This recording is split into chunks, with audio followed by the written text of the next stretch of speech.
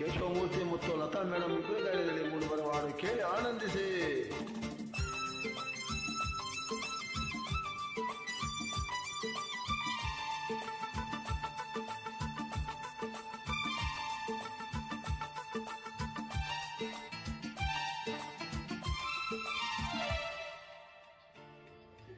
ಭೂಮಿ ತಾಯನೇ ನೀ ಇಷ್ಟ ಕಣೆ, ಭೂಮಿ ತಾಯನೇ ನೀ ಇಷ್ಟ ಕಣೆ, ಯಾಕೋ ಏನು ನಾನು ನಿನ್ನ ಮೆಚ್ಚಿದೆ, ಯಾಕೋ ಏನು ನಾನು ನಿನ್ನ